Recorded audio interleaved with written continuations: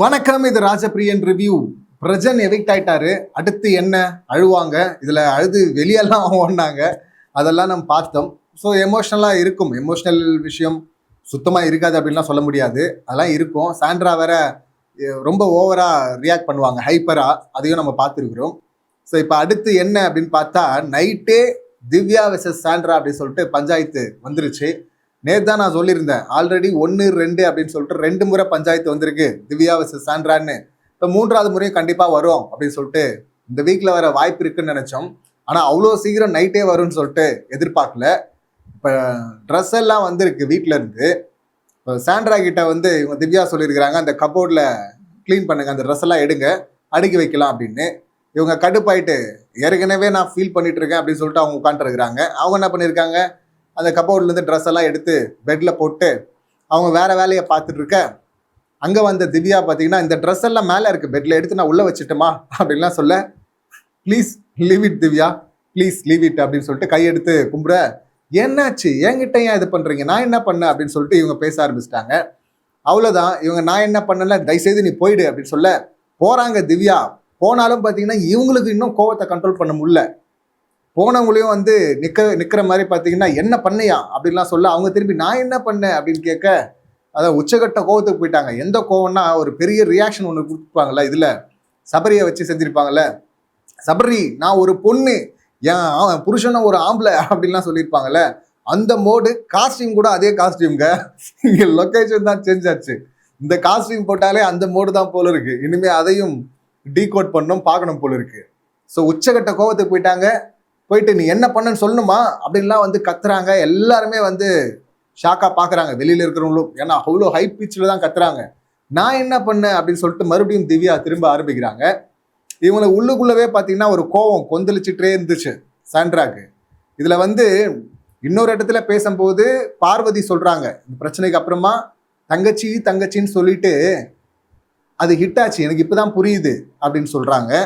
தங்கச்சி தங்கச்சின்னு சொல்லிட்டு யார்கிட்ட, பிரஜன் கிட்ட என்ன பண்ணிட்டாங்க, பிரஜன் கிட்ட இது என்ன வேற பக்கம் திருப்புற மாதிரி இருக்கு. பிரஜன் மேல பார்வதி அப்போ கை வச்சாங்க அப்படின்னு சொல்லிட்டு அவர் இப்படி தட்டி விட அதை பார்வதி இஷ்யூ ஆக்குனாங்க. அப்போ வந்து அவங்களுக்குள்ள பேசிட்டு இருக்கும்போது இந்த கேம்லாம் என் கூட விளையாடாது அப்படின்னு சொல்லிட்டு பிரஜன் சொல்லும் போது இவங்க சாண்ட்ரா சொல்லியிருப்பாங்க, நீ என் புருஷனை சைட் அடிக்கிறேன்னு சொன்ன அப்படின்னு எழுதியிருப்பாங்கல்ல.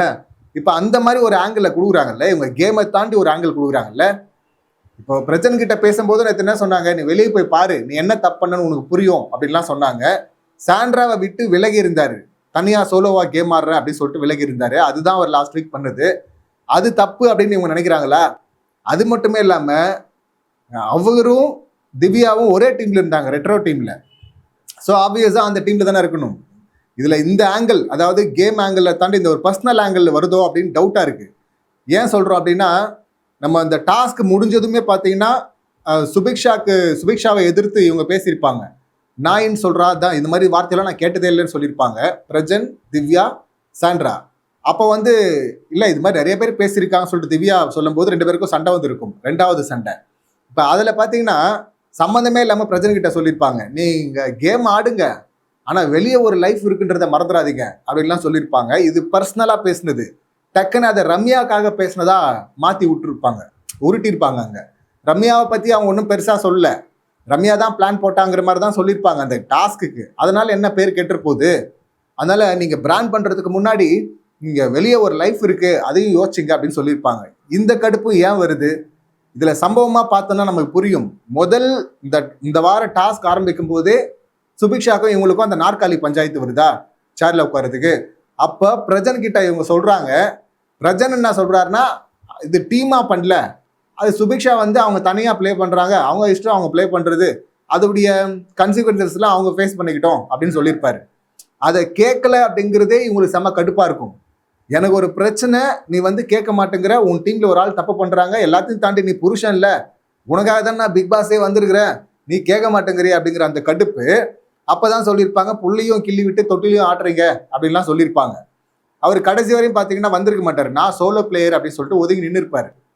இது அந்த பஞ்சாயத்தில் கட் பண்ணா பார்த்தீங்கன்னா இந்த வீக் டாஸ்க் முடியும் போது கானா வினோத் வெர்சஸ் பிரஜன் பிரச்சனை வந்தது இல்லை, அது 2 முறை வந்தது. என்னன்னா ஒரு இடத்துல சுபிக்ஷா மெரிச்சிட்டாங்க அப்படின்னு சொல்லிட்டு அவங்க கத்தும் போது, அப்போ அவர் கை நீட்டிட்டு வரும்போது கையை இருக்குன்னு சொல்லிட்டு 2 பேரும் கிட்ட மோதுற மாதிரி வந்திருப்பாங்களா? அதை தாண்டி திவ்யா வெர்சஸ் கானா வினோத் ஒரு பிரச்சனை போயிட்டு இருந்தது. இப்போ அந்த பிரச்சனையில இப்போ அவங்க சாப்பிடும்போது கூட பார்த்தீங்கன்னா இவர் கூட தானே பக்கத்தில் உட்காந்து தான் சாப்பிட்டுட்டு இருந்திருப்பாங்க திவ்யா. அது கானா வினோத்துக்கும் இவங்களுக்கும் என்ன பிரச்சனை அப்படின்னு கூட அங்கே தான் ஷேர் பண்ணியிருப்பாங்க. இப்போ கானா வினோத் கோவமா வந்து தனியாக போய் பேசலாம் வா அப்படின்னு சொல்லிட்டு திவ்யா கூப்பிட்ட, நான் உங்ககிட்ட பேச மாட்டேன்னு இவங்க சொல்ல நடுவில் பிரஜன் உள்ள பூந்திருப்பாரு. மறுபடியும் அங்கேயும் கானா வினோத் பிரச்சனை வந்திருக்கும். ஸோ எல்லா சம்பவத்திலும் எனக்கு ஒரு பிரச்சனைனா நீ கேட்க மாட்டேங்கிற, அங்கன்னா நீ கேட்குற அப்படிங்கிற அந்த ஈகோ வந்திருக்கு போல இருக்கு. இல்லை பொசசிவ்னஸ், இல்லை இது ஒரு பிரச்சனை, இதெல்லாம் ஒரு பிரச்சனையா அப்படின்னு பார்க்கறது, அதெல்லாம் பார்க்குறவங்கள பொறுத்து. இது மட்டுமே இல்லை, டாஸ்க் முடியுது, அந்த பிரச்சனை முடியுது, வெளியில வந்து ரெட்ரோ டீம் பேசிட்டு இருக்காங்க. அப்போ கானா வினோத் வெளியே வந்திருப்பாரு. பிரஜன் வந்து சுபிஷா கிட்ட இரு அப்படின்னு சொல்லுவாரு. அவர் தானே பரவாயில்ல அப்படின்னதும் பார்த்தீங்கன்னா அங்கே கானா வினோத் பிரஜன் மறுபடியும் பிரச்சனை ஆரம்பிக்கும். அங்கே திவ்யா வந்து வாங்க போகலாம் அப்படின்னு சொல்லிட்டு கையை பிடிச்சி உள்ள போடுவாங்க பிரச்சனை. ஸோ திரும்ப திரும்ப எனக்கு ஒரு பிரச்சனைனா வர மாட்டேங்கிற, நீ அங்கே பிரச்சனைனா போற, உனக்கு ஒரு பிரச்சனைனா அவன் வந்து கூப்பிட்டு போறா அப்படின்னு சொல்லிட்டு நேற்று குறும்படத்தில் ஒன்று போட்டாங்கல்ல, ராஜாங்கம் டாஸ்க்ல வந்து லவ் ப்ரப்போஸ் பண்ணியிருப்பாரு, அந்த சீன் நடிக்கிறோம் அப்படின்னு சொல்லிட்டு. அப்போ சாண்ட்ராவுடைய முகத்தை காட்டியிருப்பாங்க. அப்போ அவங்க ஃபன்னாக எடுத்துருக்கலாம். இப்போ இது எல்லாத்தையும் கனெக்ட் பண்ணி பார்க்கும்போது அதுதான் அங்கே பிரச்சனை கொடுத்தது இல்லை. வானுங்க நீங்க ஆடுங்க, ஆனால் வெளியில ஒரு லைஃப் இருக்கு அப்படிங்கிறத மறந்துடாதீங்க அப்படின்னு.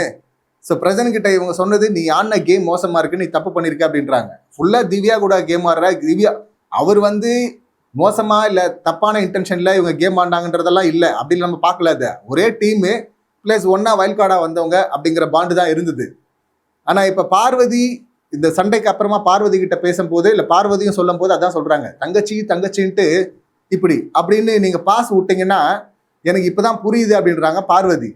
தங்கச்சி தங்கச்சின்னு சொல்லிட்டு என்ன பண்ணிட்டாங்க. இதுல இன்னொன்னு, யாரு எவிக்ட் ஆவாங்கன்னு கேட்டா இந்த திவ்யா இருக்கிறாங்கல்ல, திவ்யா, எஃப்ஜே, சாண்ட்ரா, பிரஜன் இருக்கிறாங்க. நீங்க ஃபுல்லா அந்த டீம்ல தான் இருந்தீங்க. உங்களுக்கு சாண்ட்ரா மேல கடுப்பு இருக்கு, ஒரு சண்டை வந்துருச்சு ரெண்டு பேருக்கும், ஓகேங்களா? அதனால சாண்ட்ரா போயிடுவாங்கன்ற மாதிரி சொன்னீங்கன்னா கடுப்பாவாங்களா இல்லையா அவங்க? ஸோ அது ஒன்று, அது பயங்கரமாக ஹிட் ஆயிடுச்சு. அப்புறம் யார் டைட்டில் வின்னர் ரன்னர் அப்படின்னும் போது அவங்க பிரஜனை தானே சொன்னாங்க, திவ்யா. ஸோ இப்படி தொடர்ந்து பார்த்தீங்கன்னா பிரஜனை சேர்த்துக்கிறாங்க, இவங்களை அவாய்ட் பண்ணுறாங்க, இவங்க ஒன்றுமே பண்ணலன்னு சொல்கிறாங்க. இந்த காண்ட் எல்லாமே இருக்கும்ல, பிரஜன் எவிக்ட் ஆகிட்டாரு, ஆனால் நான் எவிக்ட் ஆகும் தானே நீ சொன்ன அப்படிங்கிற அந்த கடுப்பு இருக்குல்ல, இது எல்லாத்தையும் சேர்த்து வச்சு அதனால தான் பார்த்தீங்கன்னா அவர் தண்ணி குடிங்க தண்ணி குடிங்கன்னு சொல்லிட்டு திவ்யா தான் எடுத்துகிட்டு வந்து கொடுப்பாங்க. லாஸ்ட் டைம் மாதிரி மயக்கம் போட்டுருவேன் அப்படின்னு, போட்டுற போகிறேன் அப்படின்னு. ஆனால் குடிக்கவே மாட்டாங்க கடைசி வரையும் அந்த தண்ணியை. திவ்யா போனன்னு நினைச்சாலும் இவங்க உள்ளுக்குள்ளே இருக்கிறத கண்ட்ரோல் பண்ண முடியல. சாண்ட்ராவால் ஹை பிச்சில் கத்துறாங்க. கத்திட்டு அதுக்கப்புறம் சபரி, ரம்யாலாம் வந்து வா வா அவங்க வேற பிரச்சனையில் இருக்காங்க அப்படின்னு சொல்லிட்டு வெளியே கூப்பிட்டு போகிறாங்க திவ்யாவை. ஆனாலும் இவங்க விடுறதா இல்லை. சபரி என்ன என்ன, அதுக்கு முன்னாடியே வந்து கொஞ்சம் ஹியூமனிட்டியோட நடந்துங்க. நான் என்ன சுச்சுவேஷன்ல இருக்கேன், என்ன பிரச்சனை இருக்கேன், ஒரு கோ கண்டஸ்டன்ட் என்ன ஃபீல்டு இருக்கிறோம், இப்போ வந்து அந்த கபோர்டு முக்கியமா, அதை நான் கிளீன் பண்ணி கொடுக்கணுமா, அங்கே நீ ட்ரெஸ் அடுக்கணுமா, அப்போ நான் போயிடுவேன்னு நினைச்சியா, நான் போயிடணும்னு ஆசைப்படுறியா, நான் தான் போகணும்னு ஆசைப்படுறியா அப்படின்லாம் சொல்லிட்டு அதையும் சொல்லியிருப்பாங்க. இப்போ வெளியே கூப்பிட்டு போயிட்டு டோருக்கு வெளில வச்சு திவ்யா வந்து அவங்க வேற பிரச்சனையில் இருக்கிறாங்க, நீங்கள் தப்பா எடுத்துக்காதீங்க, நீங்கள் போங்க அப்படின்னு சொல்லிட்டு ரம்யாவும் சபரியும் சொல்லும் போது உள்ள இருக்கிற ரூம்குள்ள இருந்த சாண்ட்ரா அதை பார்த்துட்டு இன்னும் கத்துவாங்க, சபரி என்ன இப்போ, சபரி என்ன இப்போ அப்படின்னு தான். ஏமா இதுல சபரி எங்கம்மா வந்தாரு, மறுபடியும் அந்த பழைய மோடு இருக்குல்ல, சபரி நான் பொண்ணு நின்று ஆடுவேன் அப்படின்னு சொல்லிட்டு இந்த இடத்துல சபரி என்ன பண்றது தெரியாம, ஒன்னும் இல்லை சாண்ட்ரா ஒன்னும் இல்லை பி கூல் அப்படிங்கிற மாதிரி அமைதியா அவர் வந்திருப்பாரு. பிரஜனோட சேர்ந்து கேம் ஆனதுனால தான், திவ்யா கேம் ஆனதுனால தான் பிரஜன் போயிட்டாரு அப்படின்னு சொல்லிட்டு சாண்ட்ரா நம்புறாங்க போல இருக்கு. அந்த கோவம் பிளஸ் இவங்கள வேற வெளியே போயிடுவாங்கன்னு சொன்ன கோவம் எல்லாத்தையும் சேர்ந்து அடிச்சுட்டு இங்க பார்வதி கூட வந்து இங்க பேசிட்டு இருக்காங்க. பார்வதியை பத்தி ஏற்கனவே விஜய் சொன்னார்ல, இங்க பார்வதி கூட இருந்தே சம்பவம் பண்ணுவாங்கன்னு. திவ்யா அதை சொல்லியிருக்கிறாங்க, திவ்யாவுக்கும் பார்வதிக்கு ஆகாது. ஆனா சாண்ட்ரா இந்த மாதிரி ஃபீல் பண்ணிட்டு இதுதான் காரணம்னு சொல்லும் போது பக்கத்துல இருக்கிற பார்வதி பார்த்தீங்கன்னா இதை தான் பேசிட்டு இருக்காங்க. ரொம்ப காமெடியா வந்து ஏற்றி விடுற மாதிரி, அவங்க கேம் ஆடுறாங்கல்ல, உனக்கு எல்லாம் புரியும், நான் சொல்லணும்னு அவசியம் கிடையாது, நீ உன் கேம் ஆடு சாண்ட்ரா சேண்ட்ரா அப்படின்னு சொல்லிட்டு காமெடியா சொல்ற மாதிரி அழகா பார்வதி அவங்க வேலையை பார்த்து விட்டாங்க. ஸோ இதனால பார்வதி வெர்சஸ் திவ்யா பஞ்சாயத்தையும் எதிர்பார்க்கலாம் கூடிய சீக்கிரம் அப்படின்னு சொல்லிட்டு நினைக்கிறேன். இவங்க அவ்வளோ ஹைப்பர் ஆகி பயங்கரமாக கத்திட்டாங்க நைட்டு. அதுக்கு திவ்யா பெருசாக எதுவும் ரியாக்ட் பண்ணல. பட் அப்படியே போக மாட்டாங்கல்ல, திரும்ப அவங்களும் பேச ஆரம்பிப்பாங்கல்ல. இது என்ன ட்ராக்ல மறுபடியும் பிரச்சனை வெடிக்குது அப்படின்னு சொல்லிட்டு பார்ப்போம். இதுக்கு நடுவில் பிரச்சனை எடுக்காம இருந்தா சரி அப்படின்னு தான் சொல்லணும். இந்த சம்பவங்களை நீங்க எப்படி பாக்குறீங்க, உங்க கருத்துக்கள் என்ன அப்படிங்கிறது கமெண்ட் பண்ணுங்க. இந்த வீடியோ பிடிச்சிருந்தா லைக் பண்ணுங்க, ஷேர் பண்ணுங்க, சப்ஸ்கிரைப் பண்ணுங்க. மீண்டும் அடுத்த வீடியோவில் சந்திக்கலாம். நன்றி, வணக்கம்.